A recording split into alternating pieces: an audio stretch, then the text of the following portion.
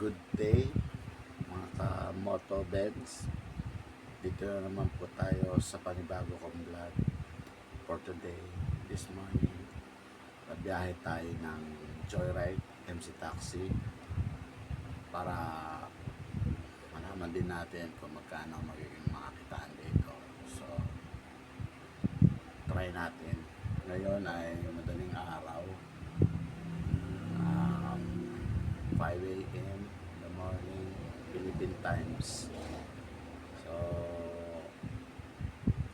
tingnan natin kung magkano kikitain natin. Sa content ko nga pa lang ito. So, titingnan natin kung magkano yung pwedeng kitain sa kanya nang halos bababad tayo ng mga 8 hours. Hindi man dire-diretso dahil pag kami mainit, may na tayo and mamaya biyahe ulit.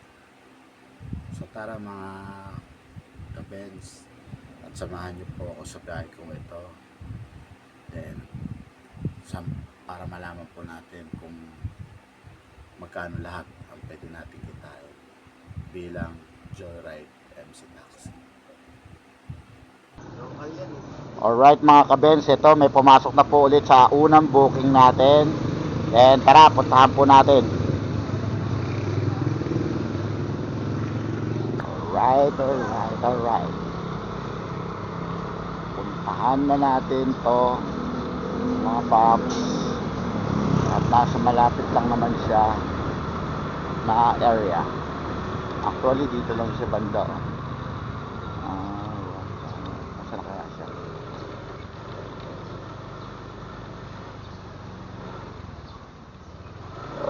So, may paglabas after pakaliwa.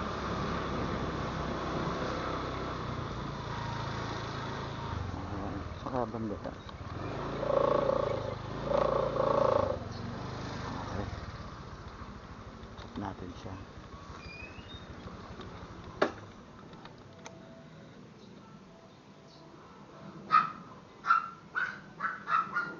Click arrive. Yes.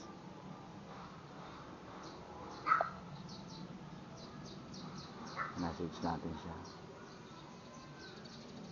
Dito na po. Oh.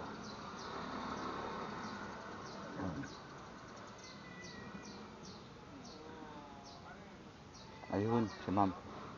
Umuha na sa akin. Guys, puntahan natin.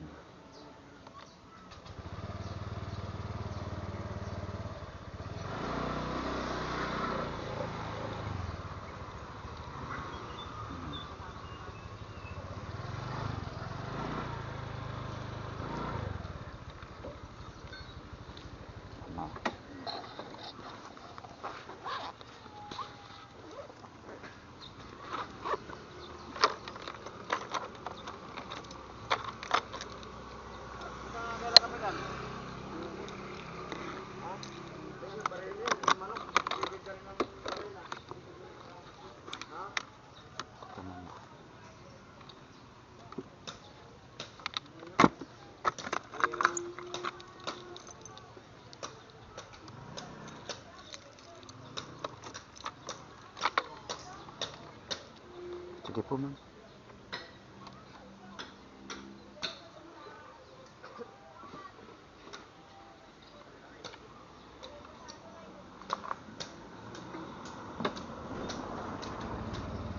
Accept ko lang ma'am.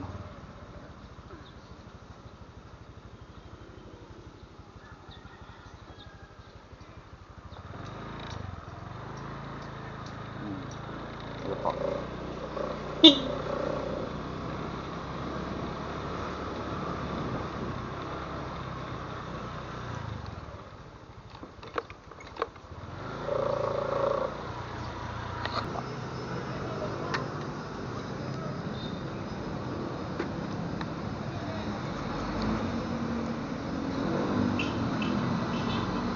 Salamat po.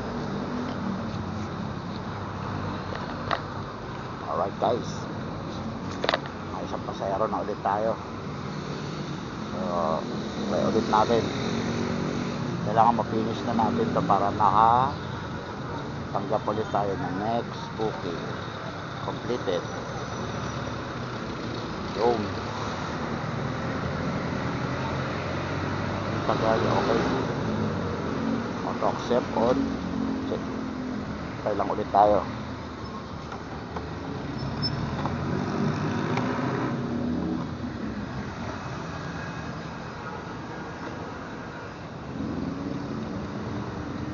Ang tanong, ilang minuto o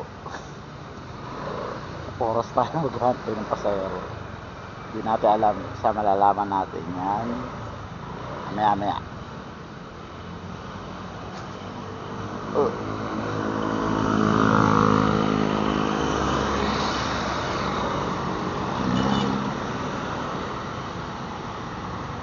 Parang napapansin ko lang yung mga nag-aabang ng booking, pero wala pa rin.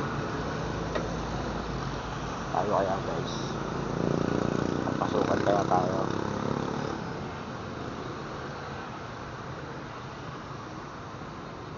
Malalaan yan. Alright guys, meron na rin tayong pick up pasahero.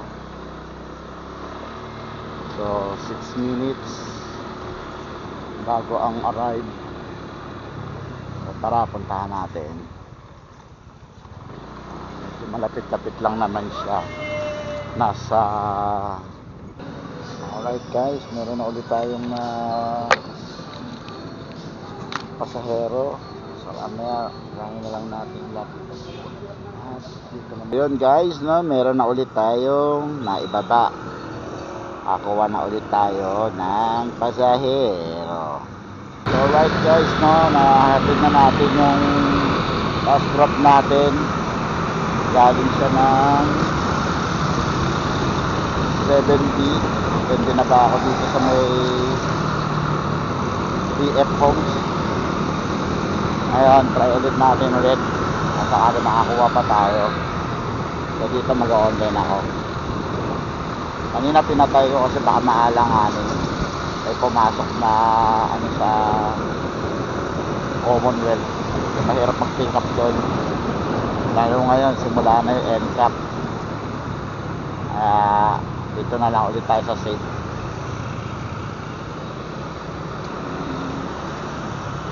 Abang lang ulit tayo. Sana dito sa SM Fairview makakuha pa uwi na ng bahay. So yoko na rin. Okay na tong ano na to. Hindi naman tayo talaga sa gara ng ano eh. So chill lang hanggat may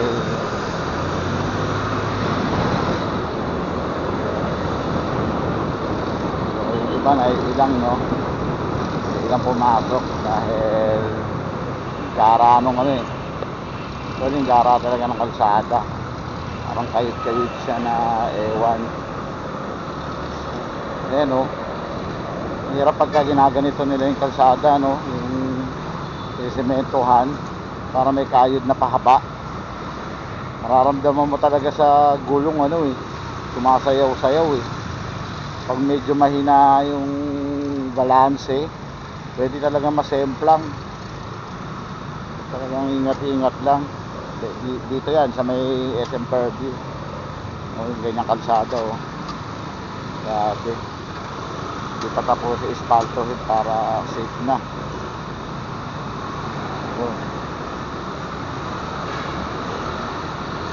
Wala pa rin napasok, no? So okay lang kung walang pumasok na booking, okay lang so makauwi. At bad na rin naman, okay na yung kita na ano. So mamaya guys, ikaw kayo o traffic pa eh. So yun no mga puffs, Benz, alright na yung complete ng biyahe natin. So bali tinigilan ko na rin. Basta importante, lumagpas tayo ng 1,000 at maganda na yung biyahe natin. Dahil yung mga hindi na nakuha na ng video ko nung meron ako naihatid papunta ng Bulacan. Sorry, malayo-layo rin yun. Sa may papunta na ng Angat, bali dulo na ng Norsagaray, no? So bali ang pera niya ay 240 plus lang. Layo nga, pero naawa na rin siya, ginawa niya na ng 250. So meron na kami hinatid na ano doon na dala niya, parang regalo, tapos bumalik na rin agad kami dito. So ang bilis lang, kasi pagka hatid namin doon, sabi niya, kuya baka pwede antayin mo na ako, tapos ikaw na rin. Binigyan ako ng 500, kaya may additional pa. So yun lang, tapusin na natin to, ano na to, medyo maganda naman, okay naman, hindi natalo.